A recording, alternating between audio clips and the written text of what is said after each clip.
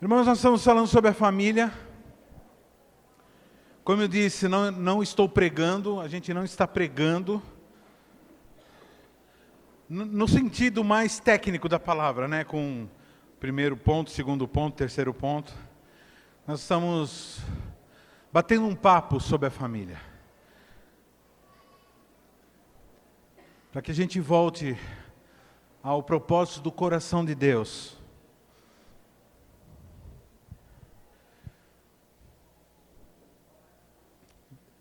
Família é o projeto de Deus para o ser humano. E família dá trabalho. Eu não sei quem foi eu sei quem foi o capiroto que inventou que trabalhar é ruim. Satanás, né, que inventou isso aí. Porque se trabalhar é ruim, irmãos, então Deus faz coisa ruim.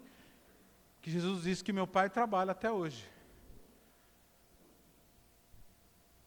E essa noção de que todo trabalho tem que ser evitado, evitar a fadiga, né, como dizia o filósofo grego Chaves, né? Isso é diabólico, porque tudo que é bom, fala para o teu irmão do seu lado, tudo que é bom nessa vida e na outra vida dá trabalho. Então, o primeiro paradigma que precisa ser arrancado da vida de todos. Tudo que é bom dá trabalho. E todas as corrupções que existem na humanidade, todas as vezes que você vai ver ser humano transgredindo leis, transgredindo regras, é na tentativa de se livrar desse princípio. Então você vê uma pessoa querendo ficar rica, ela quer ultrapassar, ela quer pular essa fase do trabalho, o que ela faz? Rouba. Você vê uma pessoa querendo ter a alegria e a satisfação do Espírito Santo, mas ela não quer ter o trabalho de todo o processo de santificação, purificação, entrega, renúncia. Aí o que ela faz? Se droga, se embebeda. Teve uma pessoa querendo ser feliz no matrimônio, querendo ser feliz na família, e aí o que ela vai fazer? Ela não vai querer trabalho, então ela vai querer pular essa fase do trabalho. E aí ela vai fazer o quê? Ela vai procurar uma oferta mais fácil, alguém que se mostra mais favorável, mais cheiroso, mais concordante, mais apaixonado. E aí é onde que surge a transgressão do adultério. O jovem quer ter um relacionamento amoroso, satisfatório, ao invés de ele ter todo aquele processo de se envolver, de se comprometer, de trabalhar, de conquistar as coisas para poder se casar, não. Ele vai e pula a etapa, e aí se envolve com fornicação. Então, irmãos, ministério, igreja, profissão, avanço, tudo dá trabalho. Então falei para o teu irmão, se você é o tipo da pessoa que foge do trampo, você está com um problema muito sério para resolver. Vai ter que mudar, você vai ter que começar a considerar o trabalho uma coisa boa. Primeira coisa, porque você ficar sentado aí na minha frente ouvindo já é um trabalho. E algumas pessoas fazem o quê? Elas desligam, elas dormem. Para quê? Para não ter o trabalho de pensar. E algumas pessoas até ficam saindo no meio da palavra para não precisar ter o trabalho de ser confrontado com a palavra. Então, fala assim, como fala o teu nome e depois fala o teu nome. 1, 2, 3 já. Aprenda a gostar do trabalho. Amém? Quem gosta de uma casa limpinha aqui? Quem gosta de uma casa?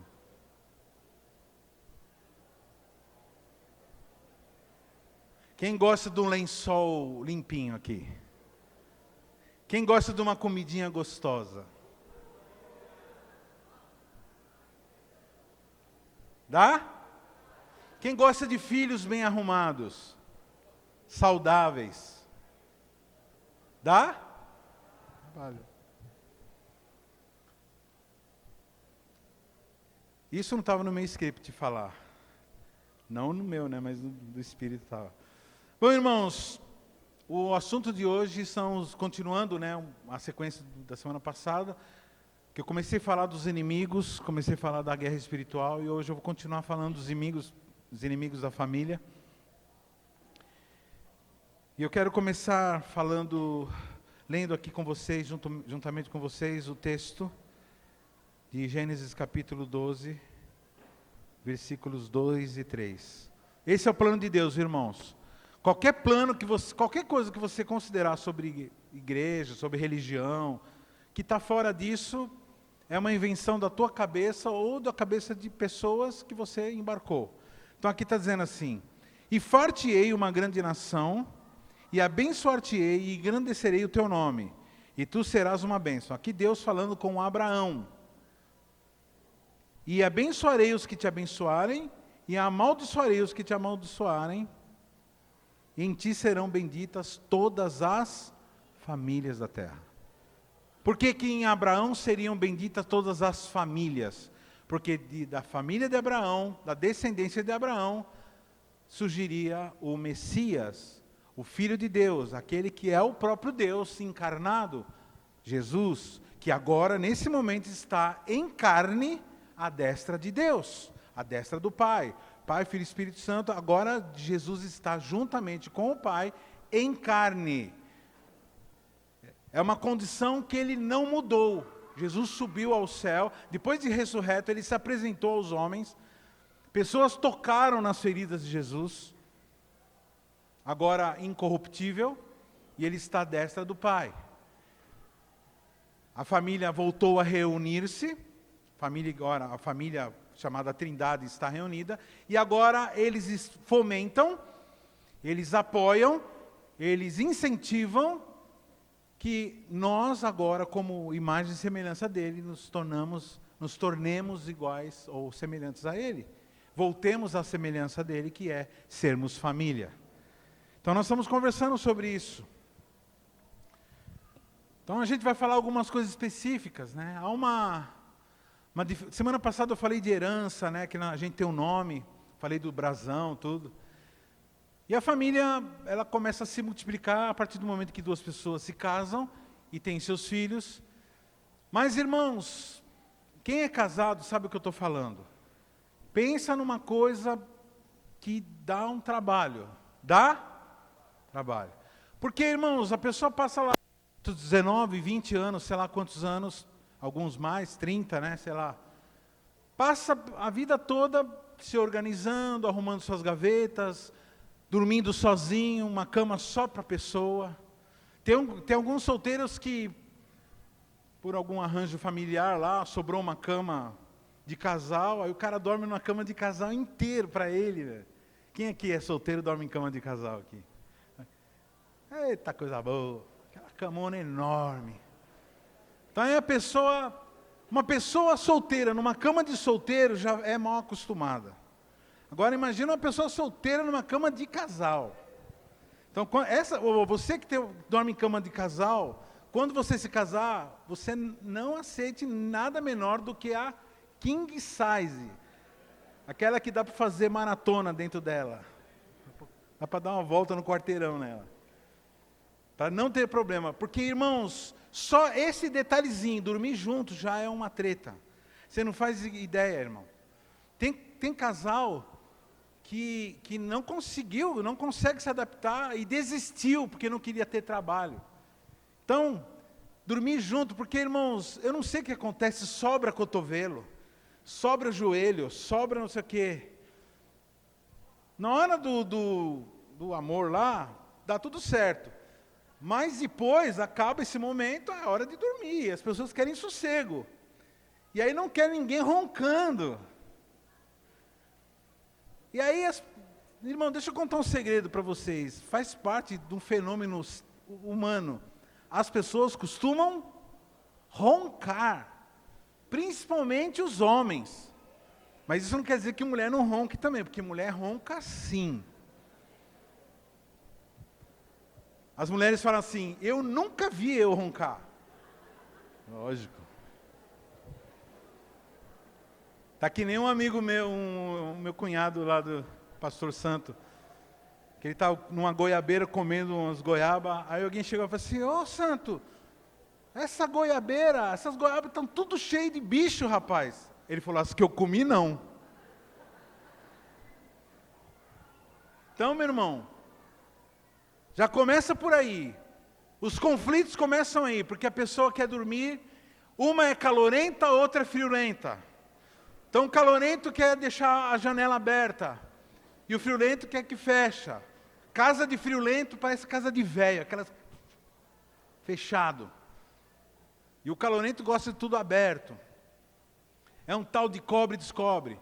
E é um tal de puxar o cobertor de madrugada. O outro fica, o camarada acorda, a pessoa acorda tremendo de frio porque o cidadão se enrolou inteiro no cobertor.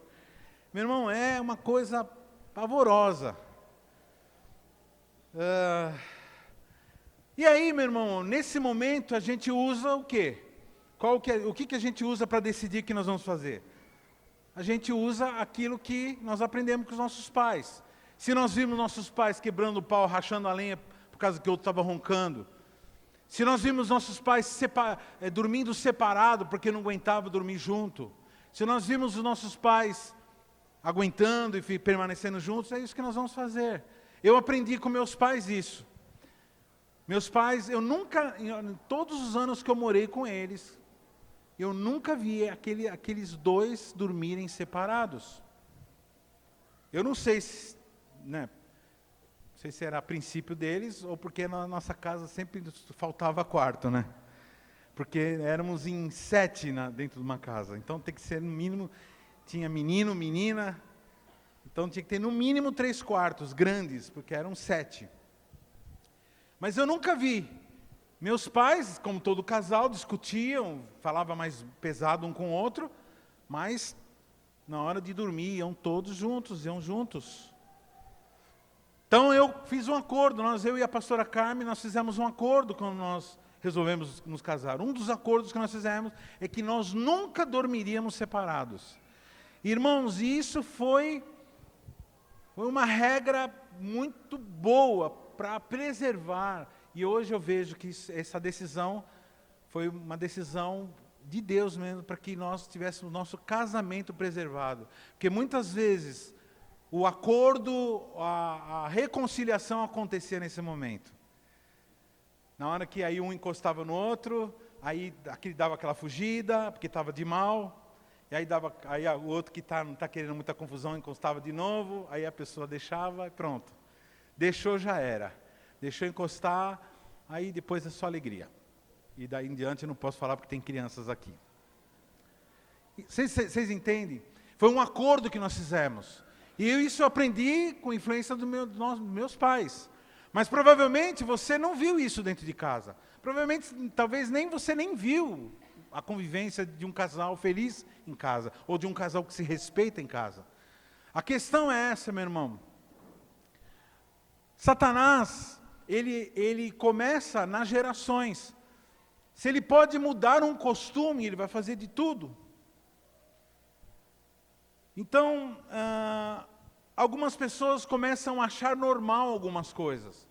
Talvez você veio de num lar onde os pais permitiam levar namorado dentro de casa, ficar sozinho no quarto. Talvez você era de uma família onde as pessoas não se importavam se alguém estivesse fumando, ou se drogando, ou chegando bêbado, ou falando palavrão, ou assistindo pornografia dentro de casa. Talvez você veio de uma família onde os costumes, onde o nome de Deus jamais era citado, onde jamais era pronunciada uma oração. Mesmo nos momentos de Natal, de comemoração cristã, de Páscoa.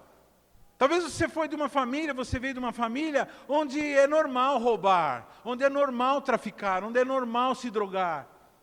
E isso acabou virando uma coisa normal. E talvez coisa até pior. Talvez você veio de uma família onde todo mundo é adúltero. Onde todo mundo gosta de exibir o seu próprio corpo. Onde todo mundo acha bonito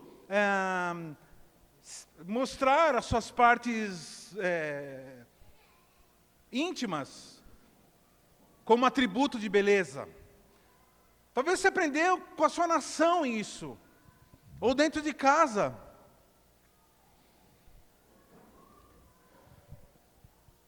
Vira e mexe aparece algum xarope conversando comigo. Teve uma vez que um camarada chegou assim para mim e falou assim: pastor, eu estava vendo que na Bíblia é muito comum a poligamia, né? Não, a pessoa vem com essa conversa, eu já começo a fazer... Então, eu vi lá que muitos personagens da Bíblia tinham várias esposas. E quer saber, pastor? A gente vê assim que entre os mamíferos, a monogamia é uma coisa um pouco comum.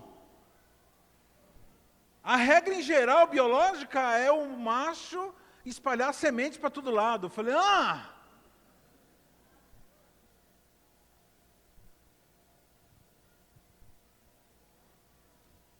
é comum. Algumas coisas que são comuns, então, são aceitáveis? Por exemplo, é comum deslizamento de barranco? Sim ou não? E aí, por isso, você vai construir uma casa no barranco? É comum, em alguns lugares, pessoas serem devoradas por crocodilos. Entendeu? Então, olha lá, está sendo devorado pelo crocodilo. Não, as pessoas evitam aquilo que é ruim. O fato de ser comum, irmãos, o fato da tua família ser comum, todo mundo desrespeitar, xingar, dizer que odeia.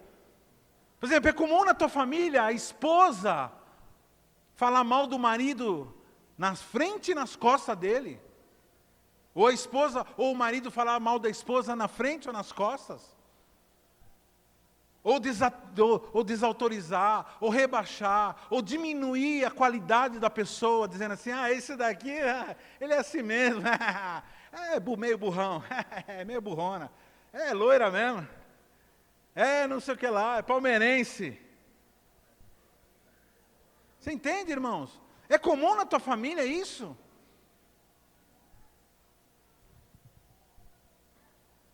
Hoje eu peguei no pé dos palmeirenses, né? Vê que eu não estou perseguindo os corintianos. Então, irmãos, o fato de ser comum homicídios, os homicídios, irmãos, é a coisa mais comum na face da terra. Acontece isso desde o princípio. Primeiro registro lá está em Gênesis, lá um irmão matou o outro por inveja, por motivo torpe. Então, se o assassinato é comum, então vamos achar normal? Então, irmãos, o problema é que a normalização daquilo que é ruim é na Bíblia chamada de iniquidade. E a iniquidade se instala nas famílias.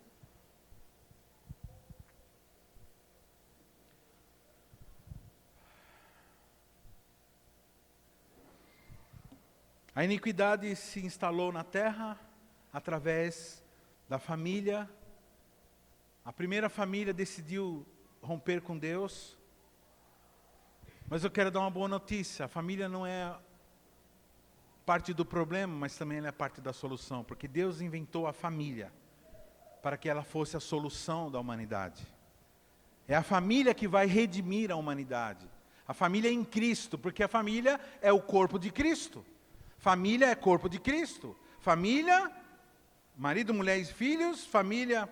igreja e família, de modo geral, é aqueles que se identificam e se juntam, usando as suas coisas comuns, que são comuns entre eles, para apresentar a manifestação do amor de Cristo.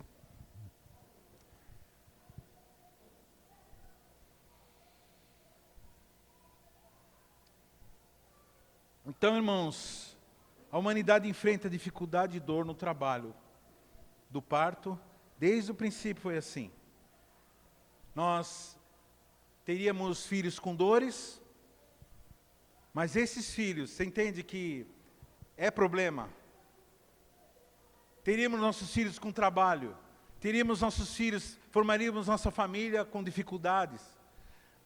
Mas ao mesmo tempo, ela é parte da solução, porque esse filho, fruto da mulher, faria o quê? Pisaria a cabeça da serpente. Fala para o teu irmão assim, é na família que a cabeça da serpente é esmagada.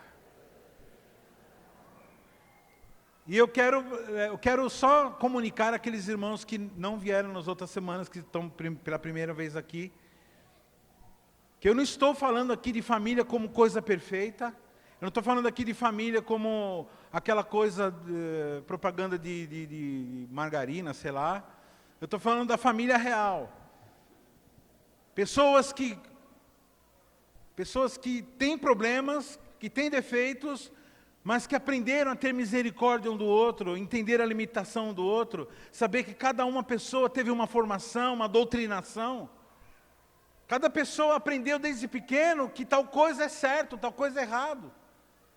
E que o Evangelho e o poder do Evangelho vai ensinando devagarinho, com a força mesmo, sobrenatural, porque tem coisa, irmão, que não adianta você falar. A pessoa pode ver na frente dela, mas ela vai dizer não, porque ela está debaixo de uma influência espiritual.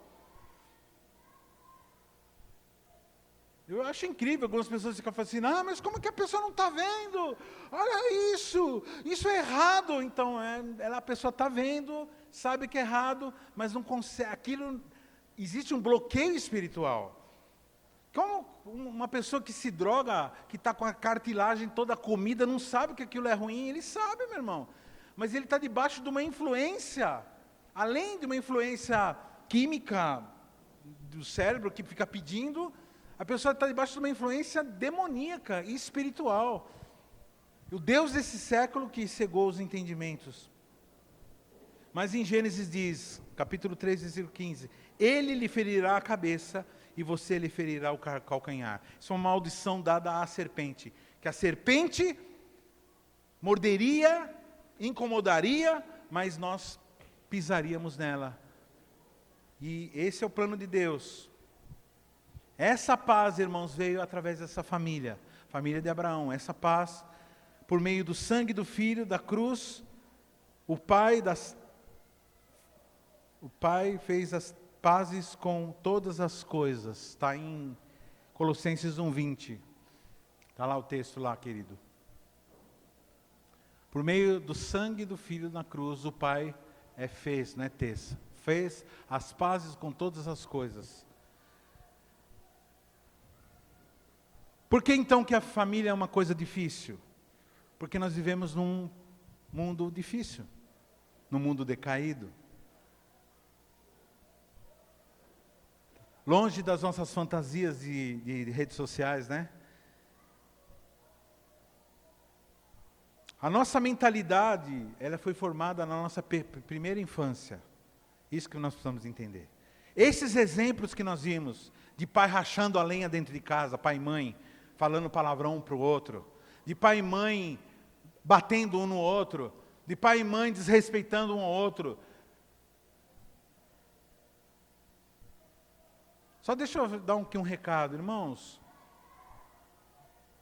Rebaixar a imagem da esposa ou do marido é uma coisa extremamente feia. Quando você faz isso na frente das pessoas, as pessoas elas até dão risada, mas é uma risada sem graça. É uma risada sem graça para não ficar pior a situação. Então, se você tem esse costume de falar assim, fulano não sei o que lá, fulano não sei o que lá, então para com esse costume. Talvez você aprendeu isso aí com alguém, ou você criou esse costume sozinho, mas ele é errado. E nós estamos aqui, irmãos, nós estamos em família, amém? Fala para o teu irmão assim, dá um abraço assim, pega assim, lá. Nós estamos em família aqui. E roupa suja se lava em casa. Estamos em casa, amém? Isso é para na nossa semana a gente não ficar fazendo essas besteiras aí. Tem gente que não sabe porque não é respeitado. E por causa disso. Então, você fazendo isso, você está criando nos seus filhos esse tipo de comportamento, porque eles acham normal isso. A mãe fazendo comentários depreciativos. O marido fazendo comentários depreciativos da mulher. E assim os filhos acham, cresce normal. Ou gritando um com o outro. Uma vez eu cheguei num casal, o marido falou assim, não sei o que lá. Aí eu falei assim, não faz assim com a tua esposa, meu. Aí a esposa falou assim como, pastor? Nem ela percebeu, porque já estava virando um costume. Aquilo já tinha se tornado uma coisa comum dentro daquele lar. O gritar, o desrespeitar, o falar pesado, o falar duro. Marido e mulher, a conversa tem que ser branda, tem que ser sábia, tem que ser certeira. Não precisa falar coisa bonita o tempo todo, não. Não precisa falar poesia. A gente fala poesia de vez em quando. Mas na hora que for dar alguma informação, pensa no jeito que você vai falar. Pensa na forma que você vai fazer. Porque você vai fazer isso na frente dos outros. E se para você é normal isso, muitas vezes, diante das outras pessoas que não têm esse costume, isso é um absurdo.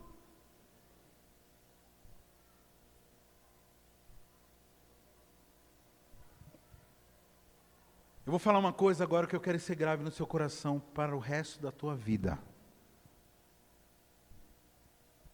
A família, presta atenção, a família é o ponto de mudança de uma era para outra. Presta atenção no que eu estou falando.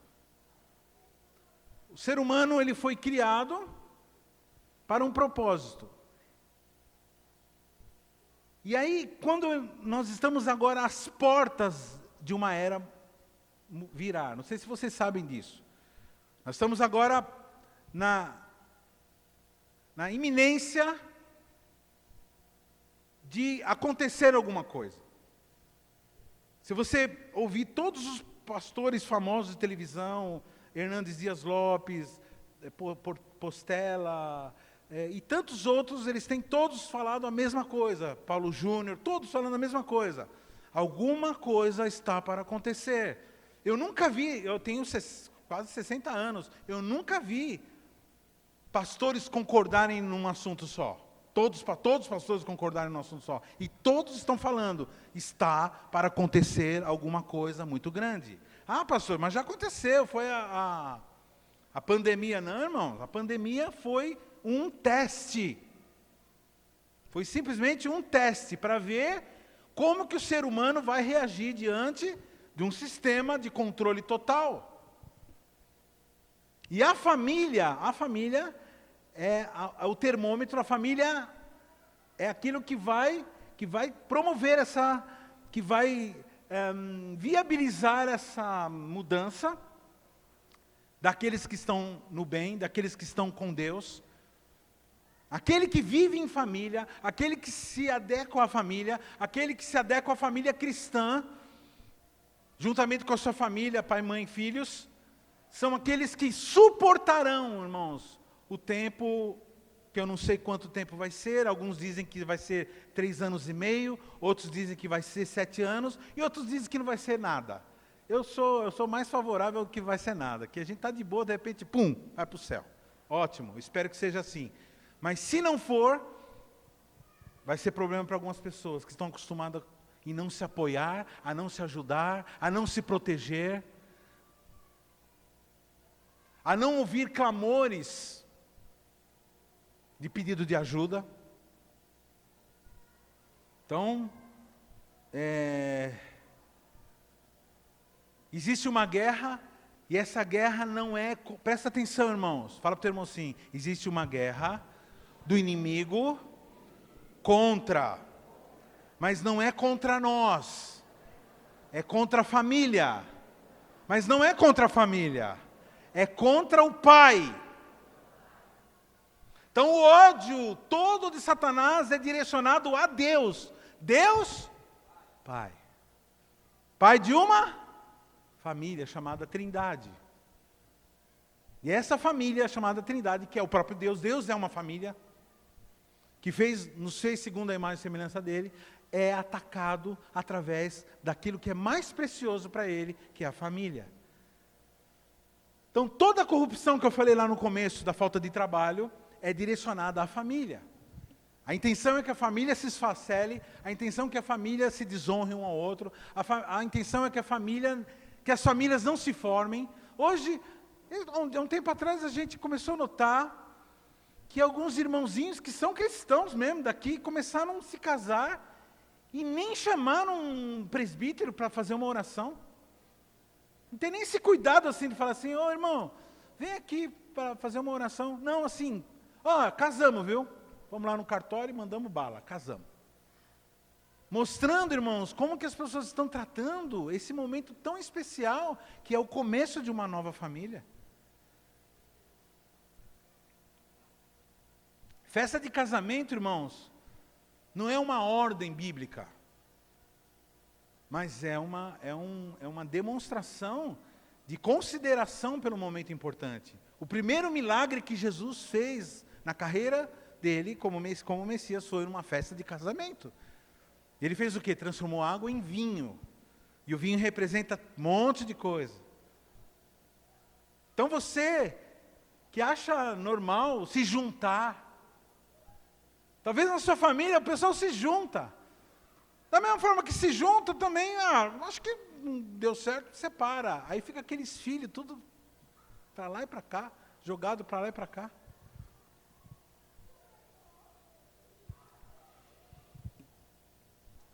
A nossa luta, irmãos, não é contra a carne nem contra sangue. Nossa luta não é contra tio, contra pai, contra mãe, contra filhos, contra amigos, contra irmãos. A nossa luta é contra principados e potestades.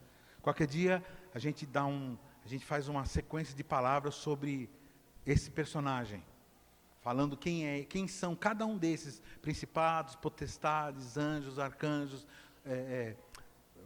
principados, potestades, dominadores desse século. Para vocês entenderem que é muito real, irmãos. Se você conversar com qualquer policial treinado, policial velho, tipo camarada que já está para se aposentar, eu estou dizendo isso que meu sogro era, antes de falecer, eu conversei muito com ele, e ele falava assim, você não faz ideia do que a gente vê na rua. Você vê histórias do tipo assim, de camarada que trocou tiro com a polícia, e a rota encheu o camarada de tiro na cabeça, e o cara entrar na viatura com sangue espirrando, sujando tudo, chegando no pronto-socorro, sujando tudo. E de repente o camarada se levantar, com o olho arregalado, e começar a falar um monte de coisa. Esses dias eu ouvi a história de eu falei assim, nossa, tá louco essa história aí. O cara nem cristão não era. Aí alguém falou assim, esse aí deve ter o corpo fechado, procura nos bolsos dele que deve ter alguma coisa aí. Aí foi no bolso do cara, tinha um patuá. Na hora que tirou o patuá, o cara, caiu. O mundo espiritual, meu irmão, ele é muito... Eu cresci, irmãos, acompanhando meu pai e minha mãe. No trabalho evangelístico deles, eu cansei de ver pessoas endemoniadas, falando coisas que uma pessoa normal não sabe falar, falando em língua, algum tipo de língua que a pessoa não sabe falar. Malemar falava o português, de repente você viu o camarada falando em hebraico, aramaico, adivinhando coisas que o obreiro estava passando. Fala assim, você fez isso, aquilo outro. O mundo espiritual é muito real, e esse mundo espiritual está instalado, e ele se organiza nas famílias. Aí o camarada, morre um tio, morre uma avó, sei lá, alguém, aí a pessoa vai no centro espírita, para poder falar com o ente querido, e o ente querido vai e se manifesta. É o ente querido não, é o demônio, os demônios que estavam naquele ente. E fala assim, filho, vai fazer uma costela para mim, com batata. Aí a pessoa fala assim, mas meu avô gostava de costela com batata? Como que essa pessoa que nem conheço, não sei. Apesar que costela com batata todo mundo gosta, né? É uma generalidade. Alguma coisa muitas vezes específica que a pessoa... Aí a pessoa começa a ter relacionamento com gente morta. Por quê? Porque aqueles demônios familiares Irmãos, quando morre alguém envolvido com demônios, e alguém da tua família que é envolvido com demônios, presta atenção, peça a cobertura do Espírito Santo, porque ele vai tentar se instalar. Eu conheci uma família que a avó chamou os netos e falou assim, eu estou para morrer, e eu quero passar os meus poderes para vocês. Aí os netos, como eram cristãos, falaram assim, eu não quero não, vó, muito obrigado.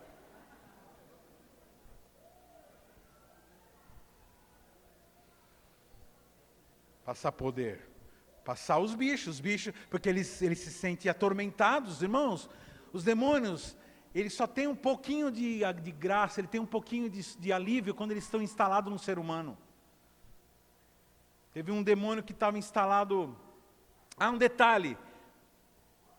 Eles são covardes. Não quero que você fique com medo de demônio, viu, irmãos? Eles são covardes. Demônio é que nem cachorro, ele ladra, ele late, mas se você enfrentar, ele foge. Olha só, quando Jesus se aproximou de um endemoniado, que estava com muitos demônios, isso está em Marcos capítulo 5, vamos acompanhar Jesus chega diante desse endemoniado, você vê como que eles são covardes, então você não tem que ter medo. Eles falam para o teu irmão assim, você não tenha medo de demônios. Eles têm que ter medo de você. Fala assim, maior o que está em mim, do que o que está no mundo. E clamando com grande voz disse, que tenho eu contigo, Jesus, Filho do Deus Altíssimo. Eu acho muito terrível isso aí, irmão, um demônio reconhecer Jesus mais do que o ser humano. Mas como eles são espíritos, dá uma certa razão. Conjuro-te por Deus que não me atormentes. Porque dizia, sai desse homem espírito imundo. E perguntou-lhe, qual o teu nome? E ele respondeu dizendo, Legião é o meu nome, porque somos muitos. E rogava-lhes muito que os não enviasse para fora daquela província. E andava ali pastando no monte uma grande manada de porcos. E todos aqueles demônios lhe rogaram dizendo, manda-nos para aqueles porcos, para que entremos neles. E Jesus lhe permitiu. E saindo aqueles espíritos imundos, entraram nos porcos, e a manada se precipitou por um despenhadeiro no mar. Eram quase 2.000, e afogaram-se no mar. Fala para o teu irmão assim, demônio quando olha para Jesus. Fala assim, se uma família estiver cheia de Jesus, quando os demônios olham para aquela família, eles saem correndo e se precipitam em qualquer lugar. Mas por que eles querem entrar na família? Porque quando eles entram numa pessoa, quando eles entram numa família, eles têm esquema.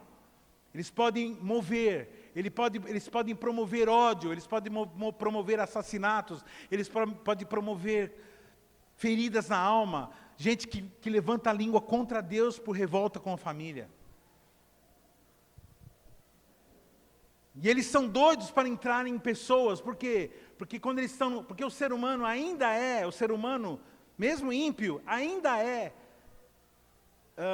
alvo da graça de Deus. Então quando eles entram no ser humano, quando esses demônios entram no ser humano, eles sentem um certo alívio. Porque o ser humano é alvo da graça, então de uma certa forma, de tabela, eles se aproveitam dessa graça do ser humano. Então quando eles, por morte ou por expulsão, eles são obrigados a sair de um corpo, eles tentam se instalar em outro. São parasitas. Só que Jesus aqui, eles pediram autorização. Eles sabiam que Jesus não ia permitir eles entrar em outras pessoas, então eles pediram para entrar nos porcos. E aí surgiu, nesse dia, o time Palmeiras. Pastor, hoje cismou, né? Irmãos, eles entraram nos porcos, os porcos tomaram um susto tão da bexiga. Porque porco também é um ser vivo. Um ser vivo que de uma certa forma também come, também recebe o sol, também bebe água, tem uma vida boa. E eles entraram nesses porcos, e os porcos tomaram um susto tão grande que eles saíram correndo e todos se precipitaram no mar. E morreram. Pastor, e depois, para onde ele foi? Sei lá para onde foi. Deve estar lá, né, na água, né? Sei lá onde está. O lugar onde Jesus determinou que ele ficasse, né? Vocês estão entendendo, queridos? Que você, na hora que você entra na tua casa, você põe o pé dentro da sua casa e fala, a paz do Senhor esteja nesse lugar. Que você não deve permitir palavras negativas, palavras de ódio, palavras de derrota dentro da tua casa, palavras de murmuração contra Deus e contra os seus enviados. Que dentro da tua casa você não pode permitir nojeira, sujeira, pecado, pornografia, imoralidade. Que dentro da tua casa em lugar nenhum. Tá vendo?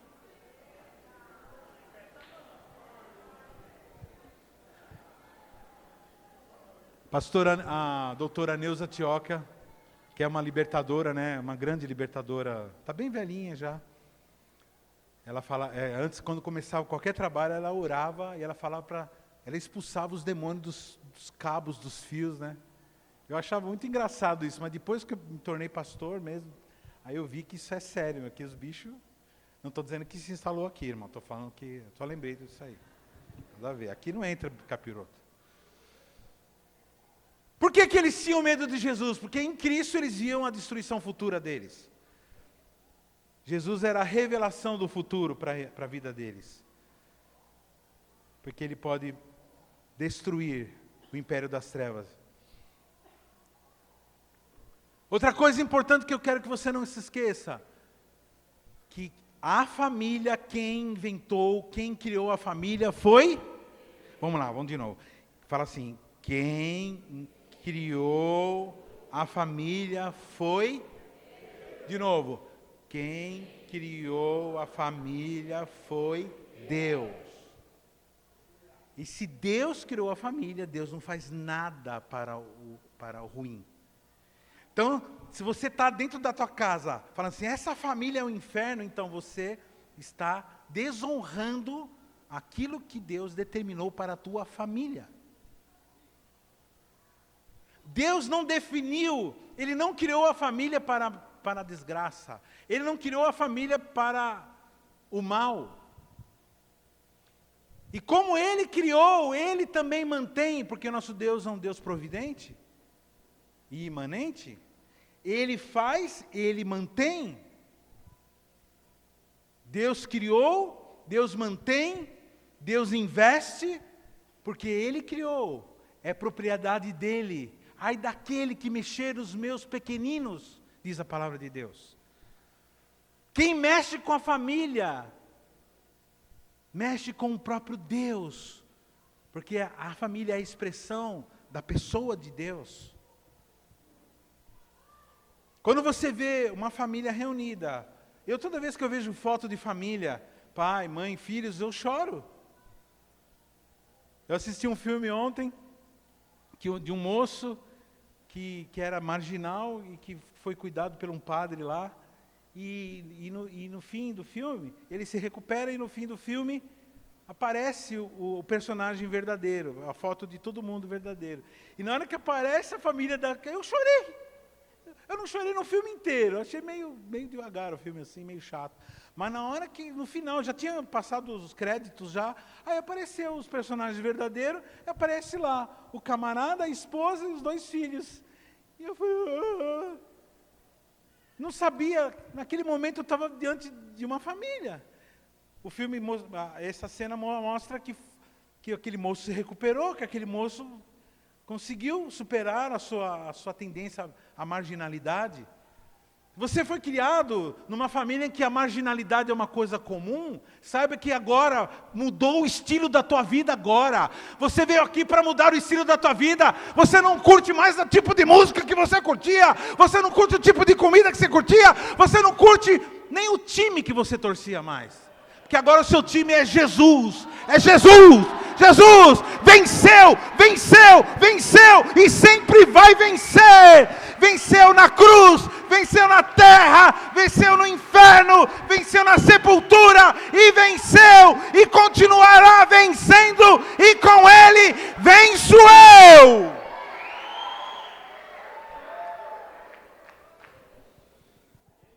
Nós somos mais que vencedores. Por meio daquele que nos amou. Vocês não conhecem essa música, né? É minha. Foi gravada por uma igreja lá de Mauá. Nós somos mais que vencedores. É um country. Por meio daquele que nos amou. Tchum, tchum. Depois vocês acham aí, mais que vencedores. A banda chama Épainos. Efésios capítulo 1, versículo 9 diz assim: descobrindo-nos o mistério da sua vontade, segundo o beneplácito que propuseram em si mesmo, de tornar a congregar em Cristo todas as coisas, na dispensação da plenitude dos tempos, tanto as que estão nos céus, como as que estão na terra. O que Jesus fez? Na plenitude dos tempos, hoje, e faz 2000 anos que nós estamos nessa fase, mas eu sinto que nós estamos no final dessa fase. Final da fase em que culminou com a plenitude dos tempos, quando Jesus veio à terra, ressuscitou, formou a sua igreja, o seu povo, a sua família em âmbito mundial, e aguarda agora ao resgate do nosso irmão mais velho. Estamos aqui nessa terra agora cumprindo uma missão, e essa missão é resgatar as famílias. Irmão, deixa eu falar uma coisa. A nossa função aqui é resgatar as famílias. Então, quando você está evangelizando uma pessoa, você não está evangelizando aquela pessoa. Você está iniciando um processo de transformação naquela família. Amém? O apóstolo Paulo, escrevendo aos Efésios, disse, capítulo 3, 14 e 15, diz assim: por causa disso me ponho de joelhos perante o Pai do nosso Senhor Jesus Cristo, do qual toda a família nos céus e na terra toma o seu nome. Qual é o nosso nome, irmão? Qual é o nosso time? Vamos lá, vou tentar de novo. Esse grupo aqui não foi. Vou agora com esse aqui. Qual o nome da nossa família? Qual o nome do nosso time? Qual o nome do nosso objetivo? Jesus. Quem é o nosso protetor? Quem é o nosso salvador? Quem é o nosso mestre? Quem é aquele que nós devemos adorar, seguir, ouvir conselhos? Quem deve ser adorado? Quem deve ser adorado, queridos? Quem é o Senhor da família? Jesus. Grande esse mistério. A família não é somente um grupo para se procriar, para se multiplicar, mas a família, ela também guarda dentro dela um mistério, que ela é uma prefiguração da união de Cristo com a sua igreja. Quem disse isso foi o apóstolo Paulo, também escrevendo aos Efésios, capítulo 5, 32, dizendo assim: grande esse mistério. Ele está falando, maridos, sejam amorosos com suas esposas, tal. Ele dá vários conselhos para a família, para o casamento. E aí depois ele parece que ele muda. Ele diz assim: grande esse mistério, digo porém a respeito de Cristo e a igreja. Porque ele mostra que aquele que não deu certo, aquele que não está conseguindo dar certo com a família, está demonstrando o quê? Que precisa dar certo, precisa arrumar, precisa caminhar para essa direção. Por quê? Porque o casamento de Cristo com a igreja, ele é anunciado através do casamento e da família.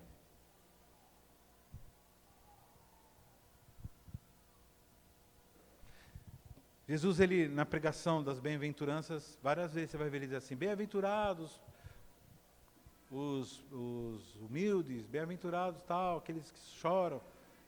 E em alguns momentos ele põe lá: bem-aventurados os que fazem isso, aquilo outro, e serão chamados filhos de Deus. Os pacificadores serão chamados filhos de Deus. Serão chamados filhos. Serão chamados? Quem gosta de ser filho aqui?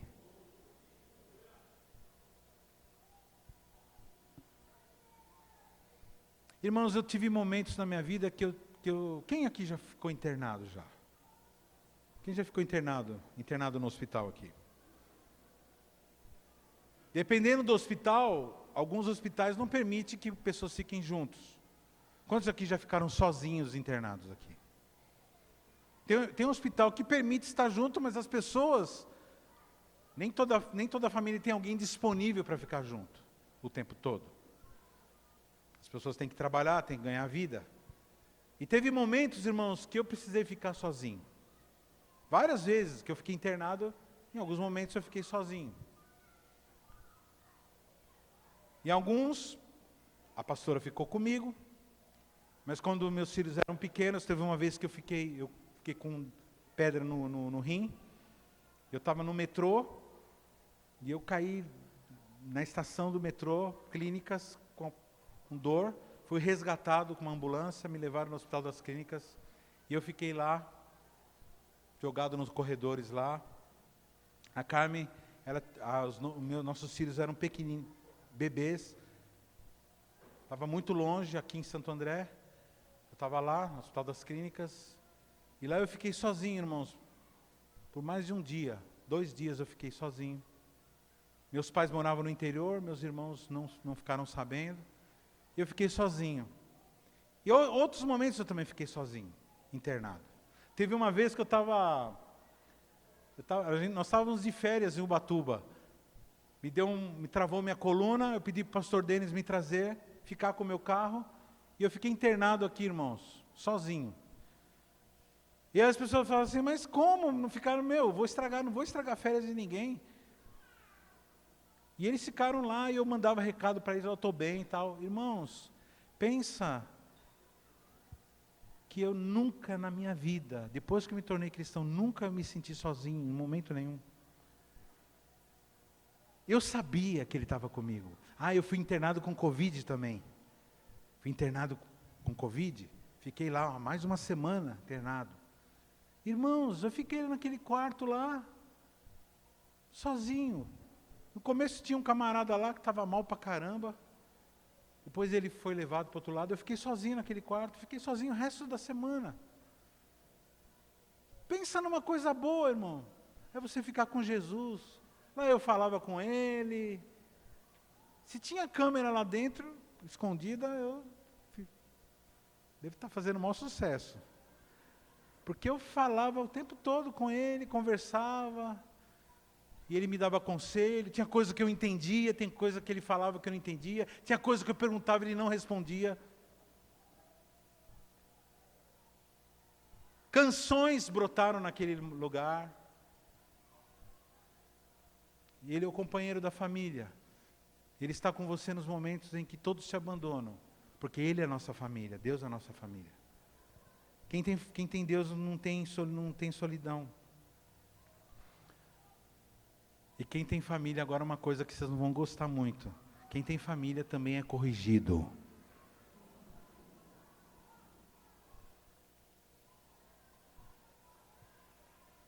Eu não vou perguntar aqui, que muita gente vai falar besteira. Quem gosta de ser corrigido? O pessoal, eu gosto. Não. A gente, teoricamente, sim. Né, Nicolas? Teoricamente, a gente gosta de ser corrigido, mas na hora que a gente leva um...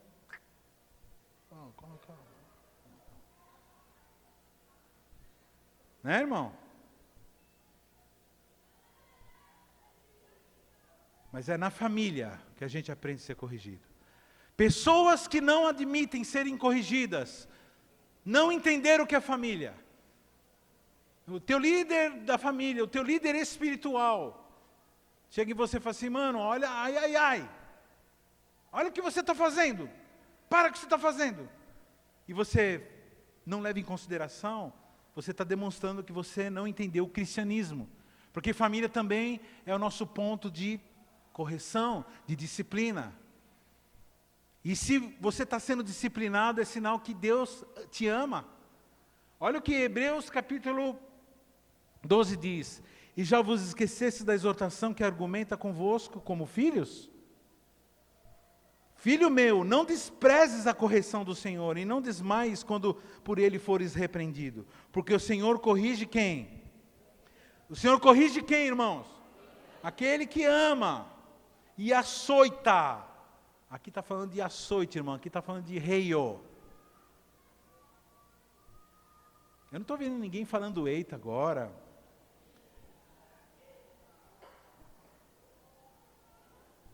E açoita qualquer que recebe por? Aquele que recebe por? Filho. Se suportais a correção de Deus, se suportais a correção, Deus vos trata como? Porque que filho há a quem o pai não corrija? Mas se estáis sem disciplina, da qual todos são feitos participantes, sois então bastardos e não? Além do que, tivemos nossos pais segundo a carne para que nos corrijam. Isso aqui foi escrito numa época que as pessoas respeitavam o pai, tá, irmão? Só para você... Aqui, essa não é a realidade de hoje. Além dos que tivemos nossos pais segundo a carne para nos corrigir, e nós os reverenciávamos,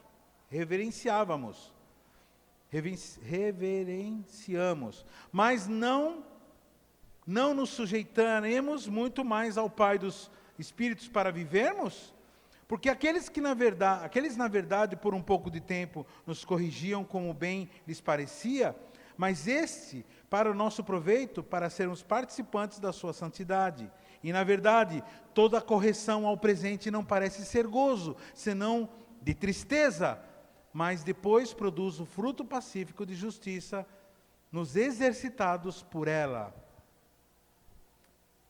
A verdade. Quem é exercitado na verdade, é exercitado na correção. Então, levanta as mãos assim, diz assim: eu, quando for corrigido, vou abaixar minha cabeça e vou aceitar, mesmo se doer, porque eu sei que aquilo é Deus me corrigindo, porque Ele me ama.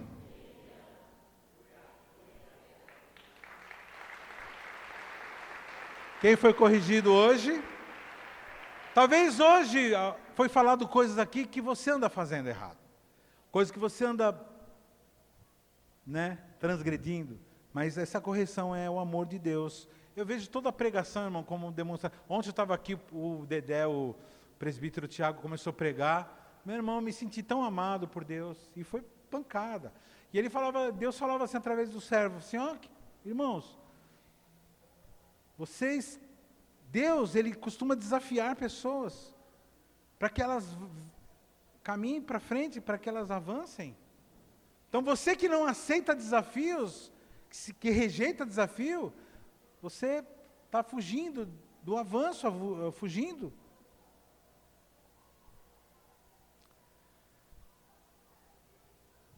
Vocês entendem agora porque não é à toa que a antiga serpente trabalha na família? Aqui, se você vier aqui na frente contar a história da tua família, vai ter muita história feia. Porque houve um trabalhar para que Satanás tirasse a paz conjugal, desfizesse a aliança. Quantas vezes você ouviu dentro da tua casa, assim, melhor separar mesmo, já que é assim, melhor separar. É a palavra que é falada ao ar, só que no ar, irmãos, habitam seres sem corpo.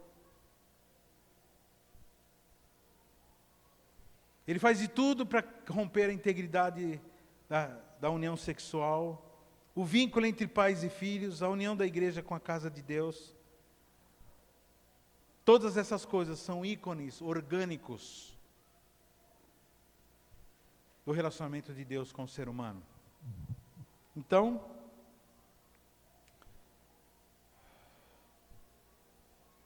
a família, ela mostra, eu quero, irmãos, ou sozinho ou cercado da família. Eu prefiro estar cercado da minha família, o dia que chegar a minha hora. Se a minha família puder estar junto comigo. Eu quero estar cercado de meus filhos, netos. De preferência todos segurando a minha mão. Vai ser muito bom. Mas se não tiver, eu sei que o Senhor vai estar comigo.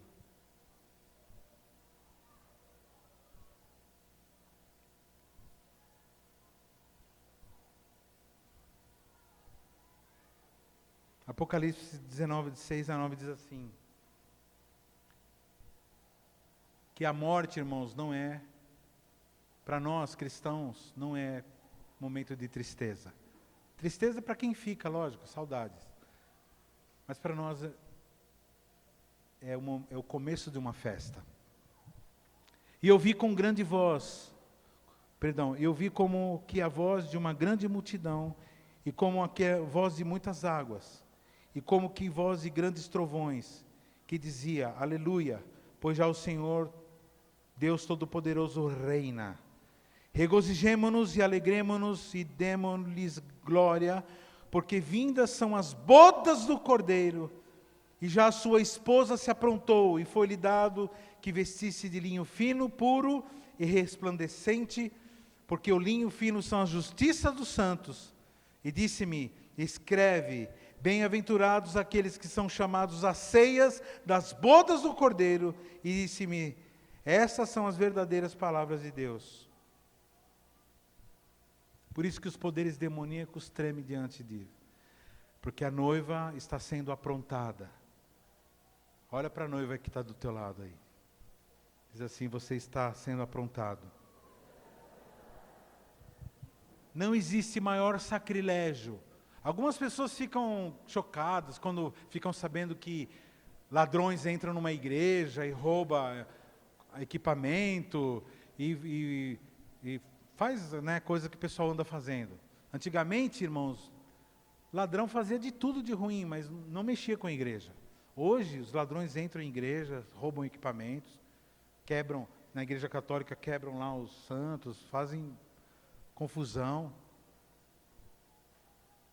E as pessoas de bem ficam chocadas. Ai, que sacrilégio! Mexeu numa coisa que é santa. Mas não tem a mesma reação quando Satanás mexe naquilo que é mais sacrossanto, que é a família.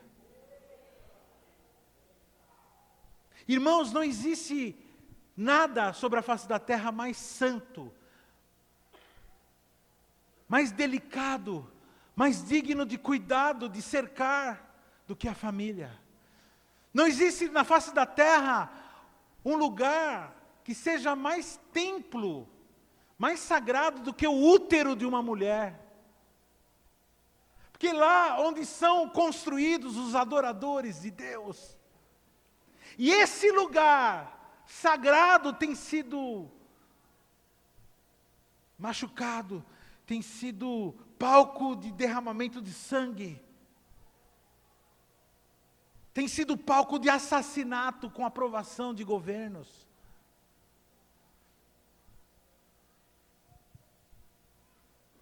Irmão, se você conhece algum político, se você conhece algum cidadão que acha normal, que acha certo o assassinato de bebê no interior de uma mulher, para de admirar essa pessoa.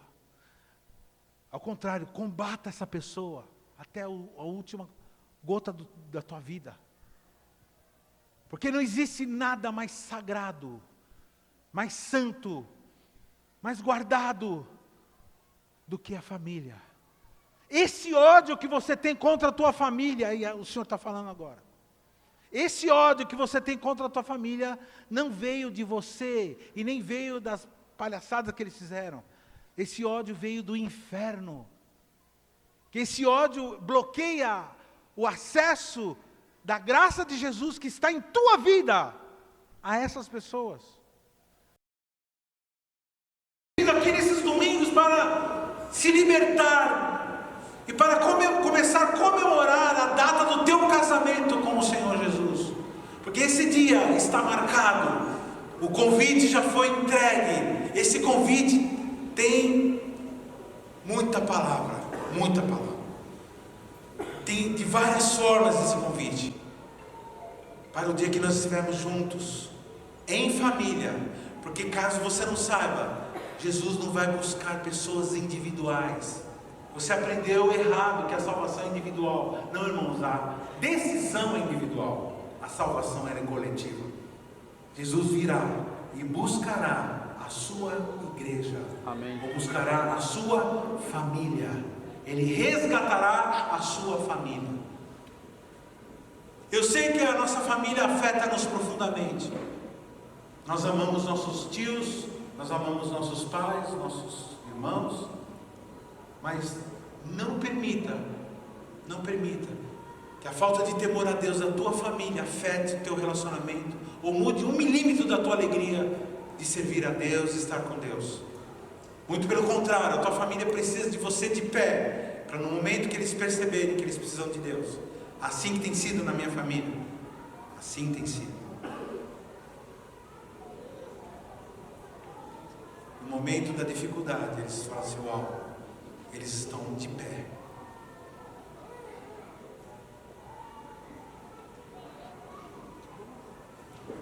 Não permite esse sacrilégio na tua família. E se você é solteiro e está formando uma nova família, não permita que você tenha uma família sacrílega. Se você é casado, você está formando uma família, você está dentro de uma família, não permita que Satanás entre dentro da tua família com desrespeito, com palavra de ódio, com imoralidade, com falta de temor a Deus. Que a sua família, que não é perfeita, nem a minha tampouco, mas que nossas famílias caminhem em direção ao projeto de Deus. Eu sinto, irmãos, graças a Deus, que a minha família, a cada ano, somos provados, irmãos. Vira e mexe, acontecem coisas aí que deixam a gente tristes, mas eu vejo que a cada dia a gente tem aprendido a considerar, a perdoar, a avançar, a entender a dificuldade, a limitação, e sermos alvo também de compreensão. Quando alguma pessoa se irrita comigo, eu digo assim, tem um pouco de paciência comigo, porque tem coisa que eu demoro mesmo para entender. E assim nós vamos convivendo e crescendo juntos. Um dia eu reuni parte da minha família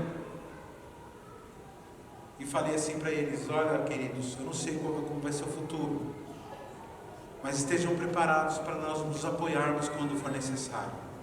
Eu não sei, irmãos, como é que vai ser o futuro, e a Deus pertence, mas eu sei, irmãos, que no momento que nós precisarmos, nós vamos poder contar um com o outro, que nós estamos fomentando isso entre nós. E eu sugiro isso que você faça também. Eu termino dizendo isso. Olhemos para a família como olhamos para a igreja, com amor, compaixão e admiração. Mas se você tem alguma questão aí com a tua família,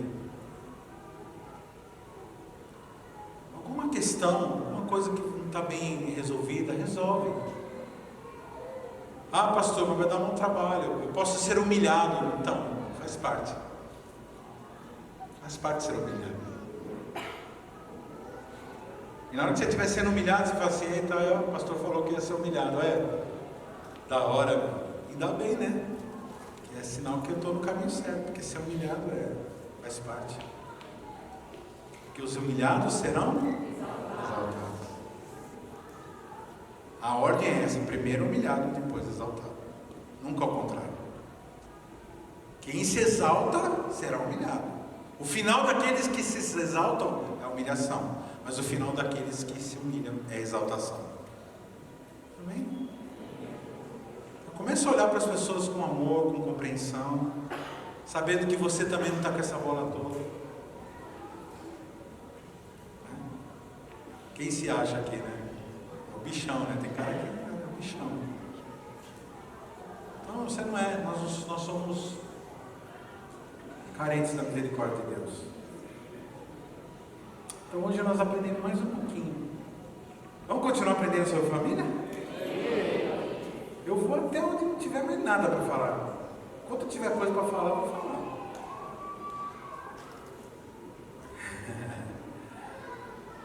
Quem quer ter uma família abençoada, vem aqui que nós vamos orar.